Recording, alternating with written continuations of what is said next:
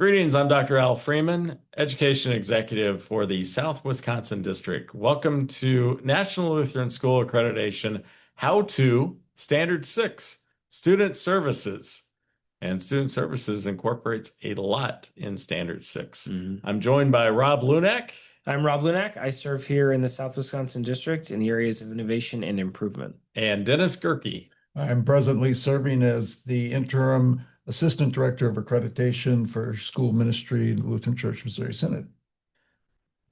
So Standard 6 Student Services, an overview here. It evaluates the school's supports students' academic, social, spiritual, and physical well-being. So again, there's a lot involved in Standard 6 Student Services, including compliance with federal, state, and local requirements for student services, background checks, crisis emergency plans, a lot happening in different elements. So Standard 6, what stands out to you, Rob and Dennis? Standard 6 is the one that has changed the most and continues to change based on where you're at. Whether that's mental health counseling being required in some places, crisis emergency plans now being required in more places, more integration with your local police department or fire department. There's a lot of locality specific things that will go into this. And this is an area that is always evolving, not just because of changes NLSA has made, but because of changes on the local and national levels. Which makes NLSA have to change. Yeah, that too. Being in compliance with crisis emergency plans, there's some documentation on the district website about things that you should expect to see in a crisis emergency plan. Also, a list of federal and state requirements as being part of the voucher system or the school choice program. And keeping up with all of those, the district is trying to be helpful with those, so you can check out those lists, but the continuous effort to maintain those, because when the legislature's in session, anything can change. I think that's an important bullet point there too. Crisis emergency plans must be written, current, practiced, and known by all staff. There are times when I've been on a visit and you ask a staff, tell me about your crisis plan. And they'll say, oh, it's here somewhere. It's over on the wall. I'm not really sure. It's something that people need to know. And it's not just the crisis plan, but should something happen, one of the things I also always ask the school, do you have a reunification plan?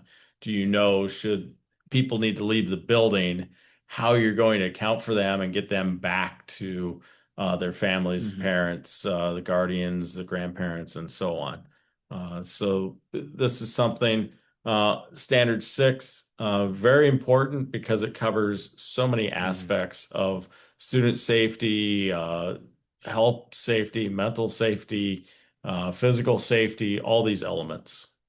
Required evidence checklist, enrollment and admission policy has to be here, crisis emergency plan, and then background checks on file for all who have regular contact with students. And I think that's important too. Determine who all has regular contact with students. We know teachers go through the background checks and so on. Who else might need to have a background check that meets this regular contact with students? This is one where I see a lot of churches go, well, we all know Miss Carroll. She's been in the church for 70 years. Do we really need to have her do a background check? Yes, you do. If she's working with students, yes, you do. And so this could be volunteers. This is anybody that is employed by the school. If they have contact with kids, they need to have a background check. And determining who comes into the category of volunteer. Generally go by the guideline. If they're alone with students, they should be checked and have proper training. So let's say that I have a reading pullout program where I have people come in, maybe it's adult members of the congregation who are retired, and they're volunteering to come in and help students who might be struggling with reading, or even those that are advanced in reading, and pull them out and they work with that individual for maybe 20 minutes out in the hallway. Well, that's not very long. Do they need to be background checked? Yeah, they do. Yes, That was my setup question, they right? absolutely do. Yes, and I would hear this a lot. Well, they're only there for 15 minutes or 20 minutes, and they're a member of the congregation. They're a member of the congregation in good standing, and they're there every Sunday, and they're going to Bible study and everything else. Can't we just trust them? Yeah, we trust them. We trust that they're going to support the ministry and they're going to want to do this because they want your ministry to be safe and strong and do what's best for kids. That's how we can trust them. Absolutely. Well stated. I could not have said that better. And the answer to this is yes, background checks. It's just something that we're required to do as a school. And it's very important that you stay consistent, that you have a policy on this, and you adhere to that policy. Required indicators and general indicators here. Required, we have, again, yes or no. You have to answer yes. If it's a no, get it done before you have that visit. Your consultant will not let you move forward and have a validation team visit if one of these is hanging out there as a no.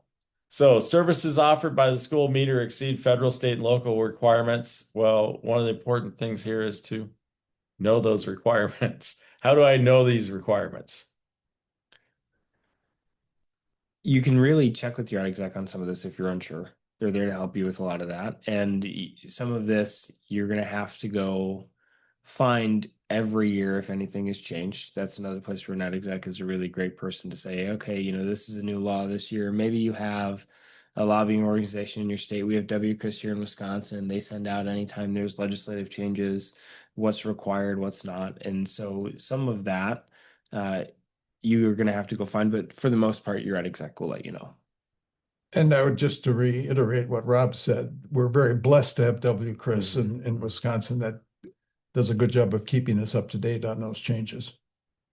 And if there's something that conflicts with our biblical foundations, ask the question. This is why you have a consultant. This is why you have a district office. This is why you have people that are there to help guide you through this. So 602 was specifically written here. School complies with applicable laws while not compromising biblical foundations.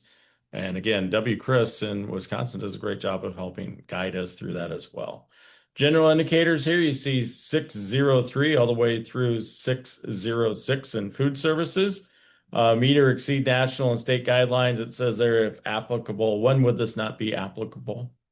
Maybe you don't have a food service program. That's it. We have a lot of our schools that don't have a food service program, so you don't have to pay any attention to 606. You can't answer something you don't have.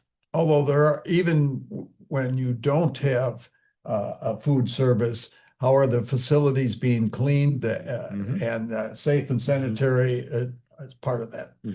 Yeah, it's definitely, the validation team will look at your lunchroom. They'll look at supervision in your lunchroom. They'll look at, is trash being left around? Is it clean? Does it meet health standards and expectations there?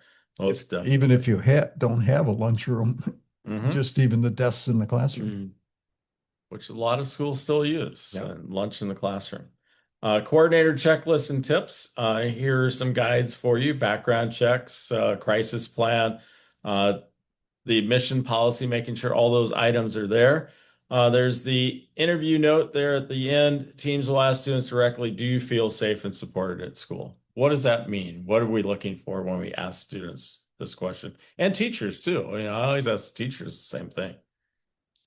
This is a reflection of all of the policies and all the things you say you do. This is them being lived out. And so somebody might answer, well, no. And then you have a mismatch in what you think you do as a school and where it actually falls apart when the rubber meets the road.